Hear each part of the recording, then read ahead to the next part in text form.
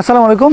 আমরা এই মুহূর্তে কুড়িগ্রামের নাগেশ্বরী উপজেলার একটি দুধকুমার নদীর একবারে কাছাকাছি একটি জায়গায়, একটু আলুর মাঠে।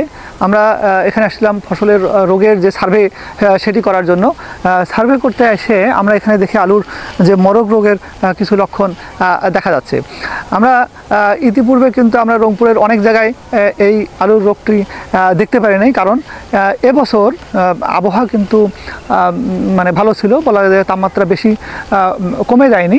এবং এই কুড়িগ্রামের এই এলাকায় এখানে এসে আমরা দেখতে পেলাম এই আলুর এই জমিতে কিছু আলুর মরক রোগ, যেটা লেট ব্লাইট বলি, সেই মরক রোগের লক্ষণ আমরা এখানে দেখতে পেলাম।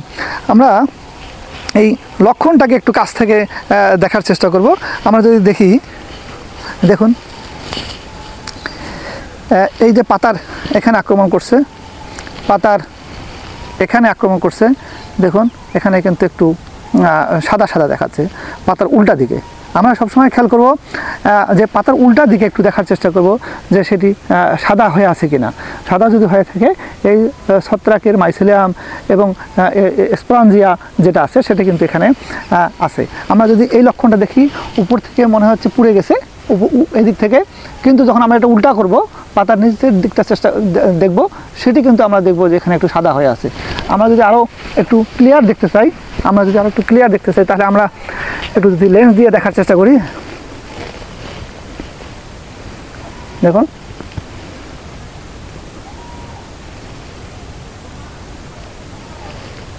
আর একটু ক্লিয়ার দেখি, মানে পাতার উল্টা দিকে, সহজ কথা হচ্ছে পাতার উল্টা দিকে কিন্তু আমরা একটু সাদা দেখব।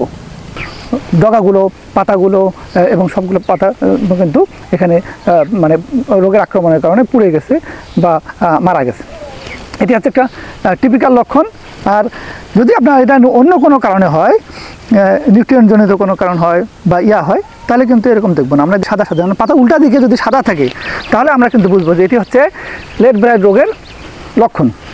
আর যদি এটা না হয়, শুধুমাত্র একটু মানে কালো হয়ে থাকে, তাহলে কিন্তু এটা, যেমন এটি দেখেন, এটি কিন্তু একটু কালোর মতো হয়ে যাচ্ছে, বা একটু অন্য কালো রঙের হচ্ছে, এটি কিন্তু লেট ব্লাইট না। অথচ এটি কিন্তু আমরা বলতে পারি এটি কিন্তু লেট ব্লাইট, কারণ এই যে সাদা সাদা হয়ে আছে, পানি ভেজা যেটা দাগ, সেটি কিন্তু এখানে বোঝা যাচ্ছে। এটি হচ্ছে লেট ব্লাইট রোগের লক্ষণ। তাহলে যদি মানে এই রোগটি যদি হ্যাভক হয় বা এপিডেমিক হয়, তাহলে কিন্তু এভাবে আপনার সমস্ত গাছ মারা যেতে পারে। আমরা অন্যান্য জায়গায় না দেখতে পেলেও এখানে দেখতে পাচ্ছি একটা বিশেষ কারণ আছে, যে এখানে দেখতে পারেন যে এখানে একটা পাশে একটা ছোট্ট একটা নদীর মতো আছে। এই নদী থেকে যে ময়েশ্চারটা আছে, এই ময়েশ্চার কিন্তু এখানে বেশি আছে। একদিকে তাপমাত্রা আছে এবং এখানে হিউমিডিটি, আমরা যদি দেখি এখানে কিন্তু হিউমিডিটি তুলনামূলকভাবে বেশি আছে। এটি দেখা মাত্র আপনারা শুধুমাত্র যে ম্যানকোজেব গ্রুপের যে ওষুধ আছে, এটি দিয়ে বসে থাকা যাবে না।